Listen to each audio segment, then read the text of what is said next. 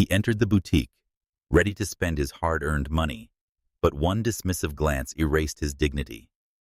Humiliated but unbroken, Louis Hardison vowed to fight the system where skin color defines worth.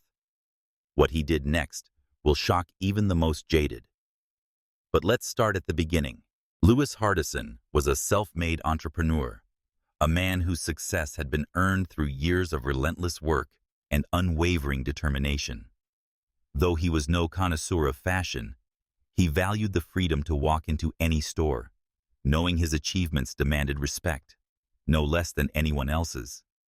That belief in dignity and equality, values he had clung to his entire life, was shattered in an instant, one fateful afternoon on Manhattan's Fifth Avenue. As Louis stepped into the boutique, the air of exclusivity was palpable. The polished marble floors and carefully curated racks of designer clothing radiated luxury. Yet the moment his presence broke the sterile silence of the store, it wasn't admiration or even polite indifference that greeted him. It was a glance that lingered just a beat too long, filled with something unmistakable: judgment. The clerk, a man with a sharp suit and an even sharper tone, made no attempt to hide his disdain. "I'm sorry, sir, but we have a very particular clientele," he said, his words carefully chosen but laced with venom. The message beneath the polished veneer was clear: "You don't belong here." Louis froze, stunned. The words reverberated in his mind, not for their subtlety, but for their blatant cruelty. This wasn't a simple refusal of service. This was an attack on his identity, an assault on his very existence. It wasn't about what he wore or what he could afford, both irrelevant, considering his wealth far surpassed what the store could comprehend. No, this was about the color of his skin, a silent verdict passed the second he walked in the door. For a moment, Louis's surroundings blurred. The elegant displays of silk and leather now felt like cages, suffocating and hostile. The sneer on the clerk's face encapsulated far more than a personal insult. It was a reflection of a system built to keep men like Louis in their place, no matter how high they climbed. And in that moment, humiliation gave way to something else, a burning determination that this injustice would not stand. That night, Louis Hardison lay awake, his mind refusing to grant him peace. The scene from the boutique played on a relentless loop, each word the clerk had spoken growing sharper, more cutting. The quiet sneer of superiority on that man's face replayed over and over, until it was etched into Louis's thoughts like a scar.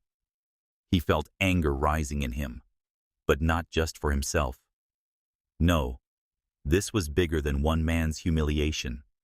It was about everyone who had ever walked into that boutique only to be judged, dismissed, and made to feel undeserving.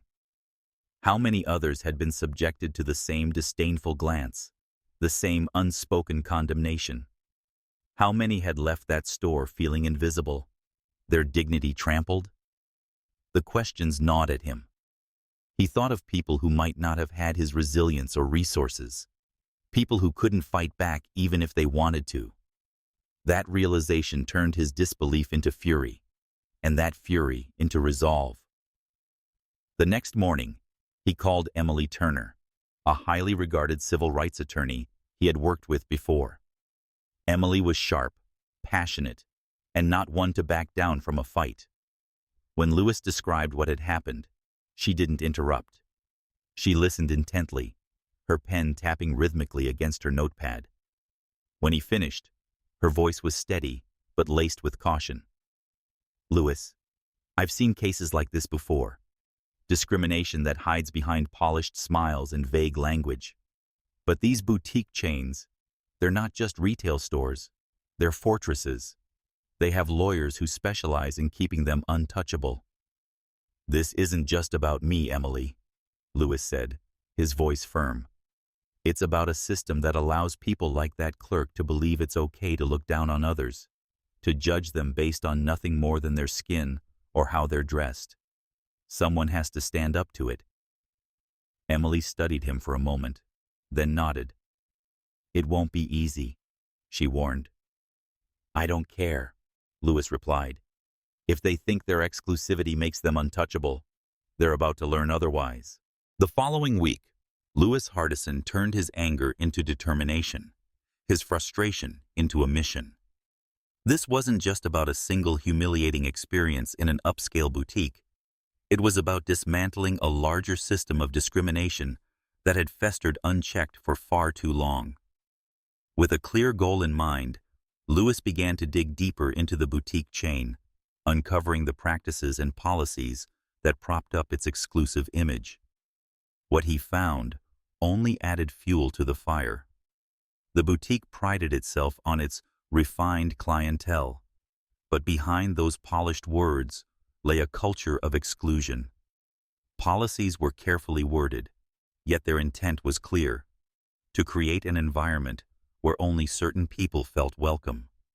Stories began to emerge, testimonies from others who, like Louis, had been turned away or made to feel inferior.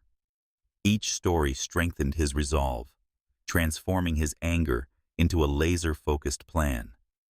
Louis wasn't content with simply exposing the truth. He wanted systemic change, and for that, he needed leverage. He reached out to investors, using every business connection he'd cultivated over the years. Some were skeptical. Others outright laughed at the audacity of his plan. Buying out an established high-profile chain was a monumental task, but Louis had always thrived on challenges. He didn't just want to draw attention to the chain's discriminatory practices. He wanted to take control of the very system that had dismissed him. Weeks turned into months of grueling negotiations, late-night strategy meetings, and countless calls to potential allies. Each step forward was hard-won, but Louis's relentlessness became his greatest asset. Finally, the moment came. A pen, a contract, and a signature that changed everything.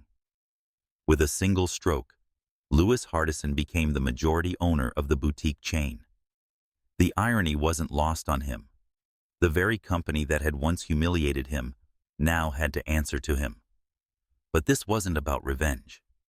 For Louis, it was about justice, about reshaping a system that had long upheld barriers of exclusivity and discrimination. Now, he was in a position to tear those barriers down. A year later, Louis Hardison stood in the boutique's flagship store, the same place where his dignity had once been disregarded. But now, the atmosphere was unrecognizable. The polished marble floors and elegant displays remained, but the energy of the space had shifted entirely. Where once it radiated cold exclusivity, it now felt warm and inviting. Customers of all backgrounds roamed freely, greeted by welcoming smiles from a diverse staff who embodied the store's new ethos. The boutique, once a symbol of elitism and exclusion, had been reborn as a space of inclusivity and opportunity. Louis observed quietly from the sidelines, watching as shoppers browsed without fear of judgment. A mother and daughter laughed as they admired a rack of dresses. A young man in sneakers sought advice from a clerk who greeted him like an old friend. It was everything Louis had envisioned, a stark contrast to the sneer and disdain he had faced that fateful day. As reporters crowded around him, microphones and cameras capturing every angle of the reopening, Louis exuded calm confidence. They asked about the incident that had sparked this transformation, and his expression softened, though his resolve was evident. "They thought I didn't belong," he said, his voice steady but tinged with the weight of the past. "But the truth is, everyone belongs, and I'm here to make sure that message is heard loud and clear." Those words resonated beyond the boutique's walls. The story of a man who turned humiliation into a movement, who used pain as the foundation for progress, inspired countless others. This wasn't about revenge. It was about rewriting the narrative. Justice had been served, not by tearing the boutique down, but by building it into something better. Louis Hardison had taken a system designed to exclude and reshaped it into one that welcomed all. His journey became a testament to resilience, a reminder that even in the face of injustice, change is possible when determination meets action.